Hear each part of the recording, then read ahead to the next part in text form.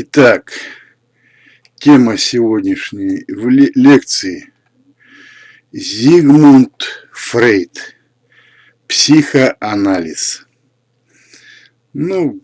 Сначала изложу его интересную биографию, скандальную. Итак,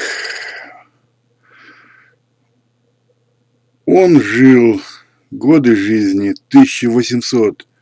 1856-1939. Он всю жизнь прожил в Вене. По национальности был еврей. Его теория имела скандальную известность. О ней не принято было упоминать в приличном обществе, что поставило Фрейда во враждебные отношения со своей средой. Это привело к конфликту и разрыву со своими учениками в науке.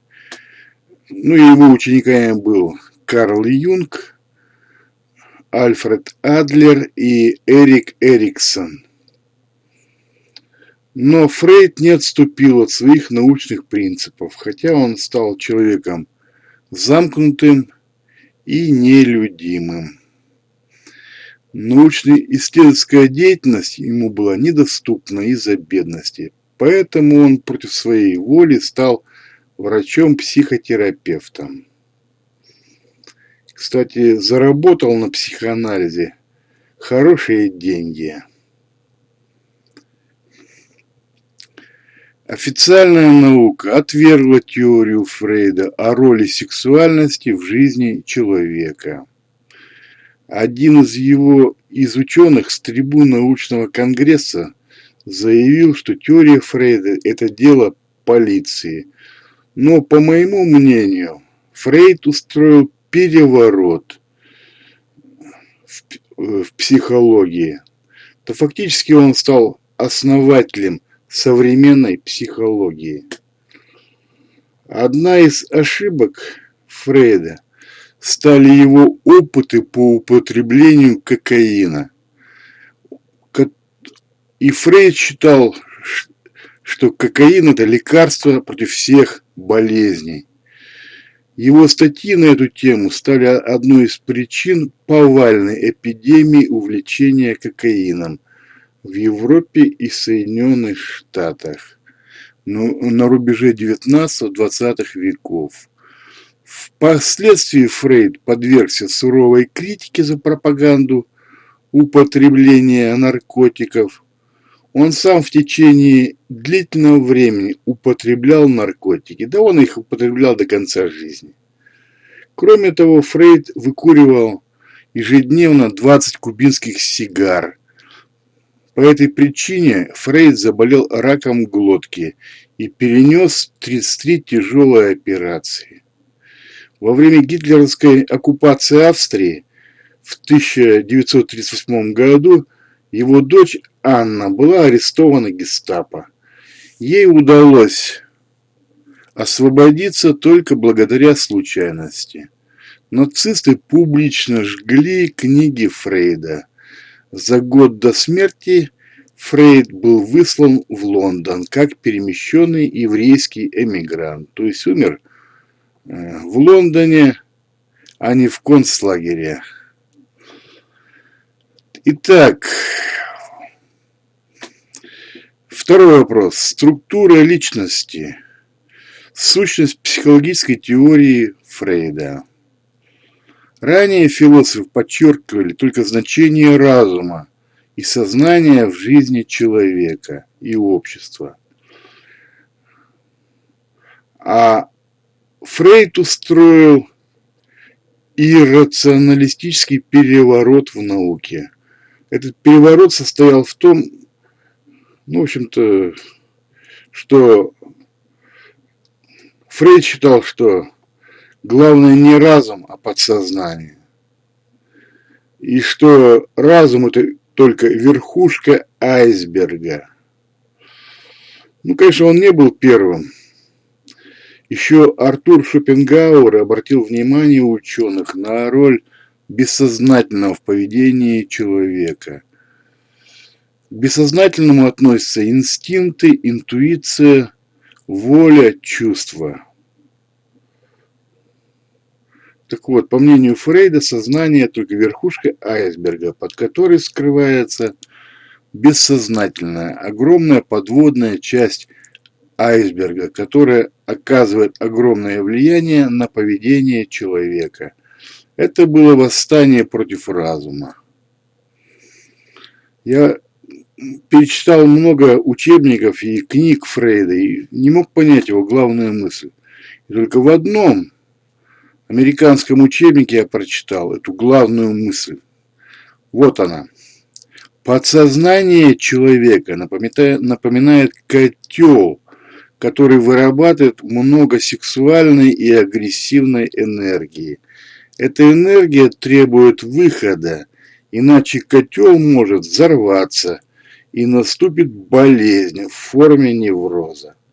В процессе беспрепятственного выхода энергии человек освобождается от напряженности и испытывает кратковременное состояние блаженства.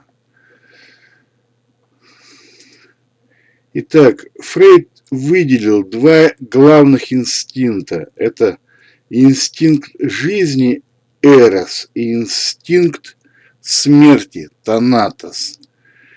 Инстинкт жизни включает в себя голод, жажду, секс. Либидо от латинского слова «хотеть» или «желать» – это форма психической энергии. Инстинкты смерти могут быть направлены как вовнутрь в форме самоубийства, так и вовне в форме ненависти и агрессии. Ссылаясь на Шопенгауэра, Фрейд утверждает, целью жизни является смерть, то есть людям присуще стремление к смерти. Этот аспект теории Фрейда является спорным. Фрейду пришлось лечить солдат в госпитале во время Первой мировой войны. Этих солдат на войне приучили убивать, поэтому после службы они получили склонность к убийству или самоубийству. Личность включает три структурных компонента. Это ид, эго и суперэго. Ид – это инстинктивное ядро личности. Ид требует удовлетворить инстинкты немедленно. Ид можно сравнить со слепым королем. Если человек не может беспрепятственно удовлетворить свои инстинкты, то ид начинает формировать психические образы желаемого объекта через сновидения, галлюцинации, непристойные анекдоты или оговорки в процессе речи. Все эти симптомы говорят о том, что котел бессознательного у человека просто кипит. С другой стороны, низкая температура котла приводит к тому, что человек имеет слабые страсти и не сумеет ничего добиться в этой жизни. Это включает рациональную часть личности. Задача эго – это составление реального плана действия в соответствии с ограничениями внешнего мира, чтобы удовлетворить требования ид с одной стороны и обеспечить свою безопасность с другой стороны. Суперэго – это мораль, которая приобретается в процессе социализации, то есть обучения. Суперэго состоит из совести и идеалов, которые препятствуют немедленному удовлетворению инстинктов. Мораль и социальные нормы называют условия, время и место удовлетворения инстинктов. Ребенок начинает различать, что такое хорошо и что такое плохо, в возрасте от 3 до 5 лет. Если желания человека противоречат нормам морали, то человек пытается подавить эти желания, забыть, вытеснить их в область бессознательного. В результате противоречия между инстинктами и требованиями морали возникает тревога. Чтобы от нее избавиться, это возводит защитные механизмы, которые представляют собой отрицание или искажение реальности. Например, смертельно больной человек начинает отрицать неминуемость смерти. Наказанный строгим отцом сын пинает собачку. Неподготовленный к сдаче экзамена студент возлагает всю вину за неудовлетворительную отметку на профессора. Отвергнутый возлюбленный утешает себя тем, что его бывшая подружка совершенно некрасивая. Взрослый человек начинает ребячиться с целью избавиться от проблем и вернуть счастливое детство. Главный способ избавиться от тревоги – это сублимация, то есть безопасный выход энергии по другим каналам. То есть котел кипит у человека бессознательно, и он выводит энергию по другим каналам. Человек может выплеснуть свою агрессию с помощью таких каналов, как занятия силовыми видами спорта, то есть боксом, борьбой или тяжелой атлетикой, с помощью приобретения профессии солдата в горячей точке. Женщина с садистскими наклонностями может стать хирургом или автором первоклассных криминальных романов. Человек может отвести лишнюю энергию через такие каналы, как занятия искусством, наукой или политикой. Нервный и страстный темперамент некоторых политиков, наподобие Жириновского или Гитлера, свидетельствует, что их котел просто кипит. Если человек не умеет организовать сублимацию, то котел может взорваться, и наступает болезнь в форме невроза или истерии. Невроз проявляется в различных страхах, то есть в фобиях. Фрейд хорошо зарабатывал себе на жизнь тем, что лечил людей с таким диагнозом, невроз, с помощью психоанализа. Фрейд применял два метода лечения. Первое – гипноз. И второе – метод свободных ассоциаций. С их помощью он узнавал подлинные, тщательно скрываемые даже от себя причины болезни пациента. Объяснял эти причины пациенту и таким образом излечивал пациента.